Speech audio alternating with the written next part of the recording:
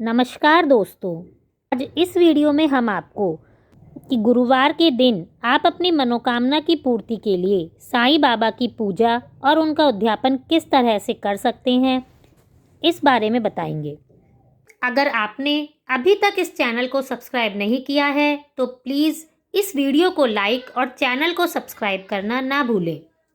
साईं बाबा की पूजा बहुत लोग करते हैं, चाहे वो किसी भी जाति और धर्म के क्यों ना हो। साईं बाबा सभी की मनोकामना पूरी करते हैं। साईं बाबा का व्रत गुरुवार के दिन किया जाता है। इस दिन लोग साईं बाबा को खुश करने के लिए पूरे विधि विधान के साथ व्रत करते हैं। यदि आप गुरुवार का साईं बाबा का व्रत कर रहे हैं तो इन नियमों का ध्यान जरूर रखें। साईं भक्तों को प्रेम पूर्वक और श्रद्धा से साईं बाबा का व्रत करना चाहिए। इस व्रत को स्त्री, पुरुष, यहाँ तक कि बच्चे भी रख सकते हैं। जब आप व्रत को शुरू करें तो शुरू करते समय 5, 7, 9, 11 या 21 गुरुवार की मन्नत लेनी चाहिए।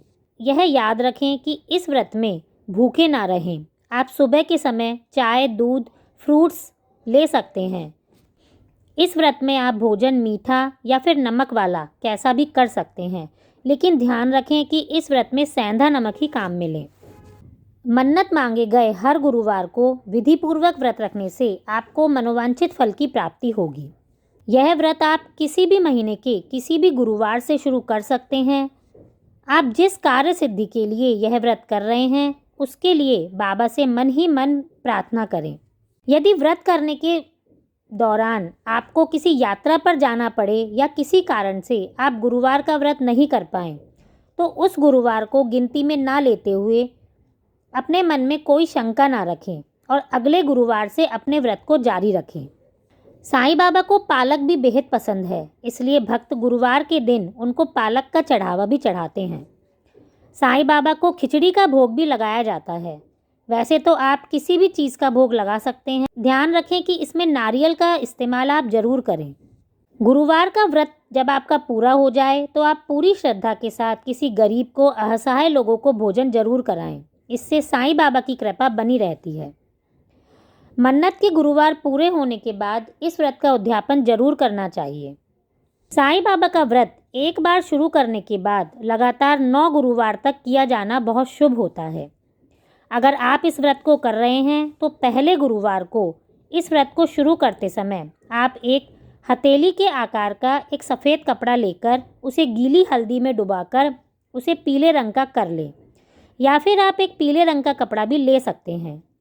साईं बाबा की पूजा सुबह या शाम के समय कभी भी आप कर सकते हैं।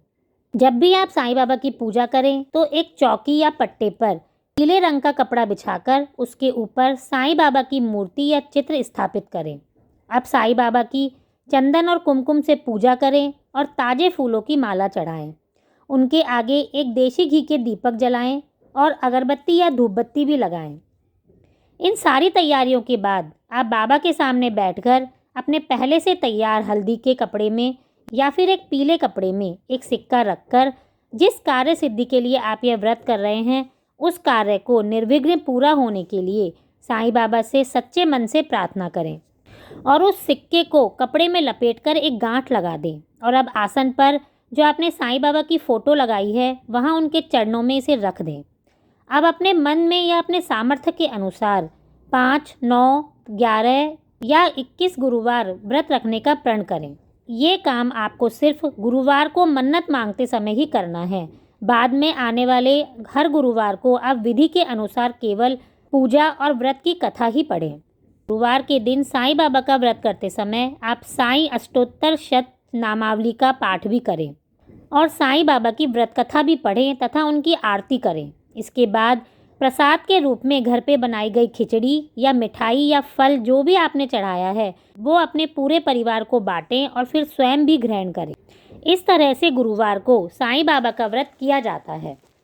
साईं बाबा के व्रत का उद्यापन जब आपके मन्नत मांगे हुए सारे गुरुवार पूरे हो जाएं तो आप लास्ट गुरुवार को साईं बाबा के व्रत का उद्यापन कर दें। साईं बाबा की पूजा ध्यापन करने के लिए आप वैसे ही पूजा करें जैसे गुरुवार को साईं बाबा की पूजा करते आ रहे हैं। उस दिन आप जो व्रत के पहले दिन आपने सिक्के वाला पोटली बनाई थी उसे उद्यापन के दिन साईं बाबा के सामने जरूर रखें। अब साईं बाबा को कुमकुम और धूप दिखाने के बाद मन्नत वाली पोटली में भी टीका लगाएं। उसके बाद साईं बाबा और मन्नत वाली पोटली पर सफ़ेद या लाल रंग के फूल भी चढ़ाएं। अब बाबा के सामने घी का दीपक जलाएं और साईं बाबा की व्रत कथा पढ़ने के बाद उनके भजन और साईं बाबा का कष्ट निवारण का पाठ भी जरूर पढ़ें। जब आपकी पूजा पूरी हो जाए तो साईं बाबा की आरती पूरे परिवार के साथ करें।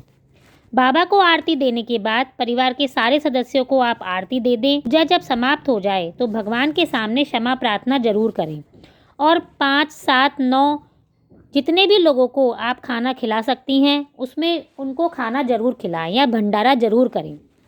उद्यापन के बाद साईं बाबा के मंदिर में जाएं और अगर आपकी मन्नत पूरी हो गई हो तो मन्नत वाली पोटली को उद्यापन के दिन भगवान के मंदिर में चढ़ा दें। सबसे अंत में साईं बाबा के प्रसाद के साथ 7 या 11 लोगों को उनकी कष्ट निवारक किताब भी जरूर बांटें। इस तरह से साईं बाबा के व्रत की विधि और उनका उद्यापन पूर्ण होता है।